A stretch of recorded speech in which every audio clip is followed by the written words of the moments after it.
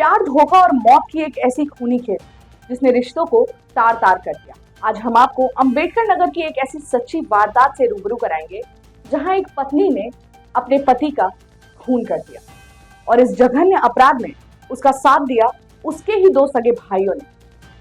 ये कहानी आपको सोचने पर मजबूर कर देगी कि क्या वाकई में कुछ रिश्ते इतने खोखले हो गए हैं। सुबह का वक्त था, सूरज की पहली किरण अंबेडकर नगर के पुंथर झील पर पड़ रही थी, लेकिन इस शांत माहौल में अचानक ही चीखने की आवाज आई जिसने पूरे इलाके को हिला कर रख दिया।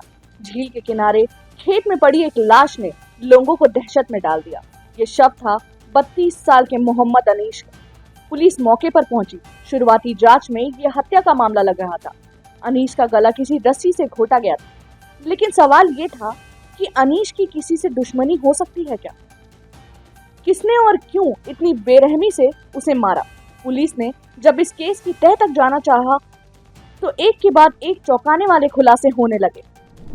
जांच के दौरान पुलिस को पता चला कि अनीश का अपनी पत्नी हीना फातिमा के साथ अक्सर झगड़े हुआ करते थे। हीना के दो भाई शाहिद उर्फ मोनू और आरिफ का अक्सर उनके घर में आना जाना लगा रहता था। पुलिस की शक की सुई धीरे धीरे हीना और उसके भाइयों की तरफ मुड़ने लगी।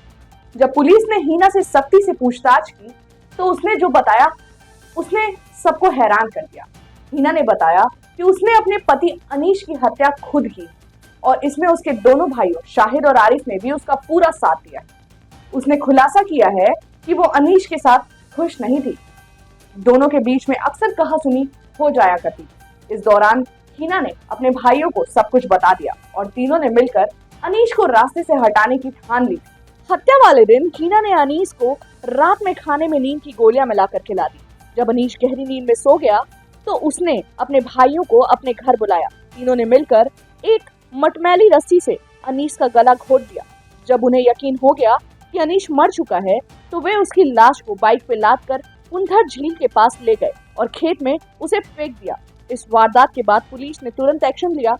तीनों आरोपियों हीना फातिमा, शाहिद उर्फ मोनू और आरिफ को गिरफ्तार कर लिया गया। पुलिस ने हत्या में इस्तेमाल की गई रस्सी और बाइक को बरामद कर लिया। ये कहानी सिर्फ एक हत्या नहीं है, बल्कि रिश्ते में आए एक भयानक मोड़ है, जहां प्यार की जगह नफरत ले लेती। जिस पत्नी को जीवन भर का साथ देना था, वही अपने प्यारे पति का कातिल बन बैठी। वही जिन भाइयों को अपनी बहन का घर बचाना था, वो उनका घर उजाड़ने में शामिल हो गए। ये घटना समाज के रिश्तों के गिरते स्तर को दर्शाती, साथ ही साथ एक बड़ा सवाल भी खड़ा करती है। क्या रिश्ते की मर्यादा अब सिर्फ एक दिखावा बनकर रह गई है? फिलहाल तीनों आरोपी को पुलिस ने गिरफ्तार कर लिया है और उन्हें उनके किए की सजा जरूर मिलेगी। लेकिन अनीश की मौत ने एक बार फिर सोचने पर मजबूर कर दिया है, या कह सकते हैं साबित कर दिया है कि कभी कभी अपनों को अपनों से ही सबसे बड़ा खतरा होता है।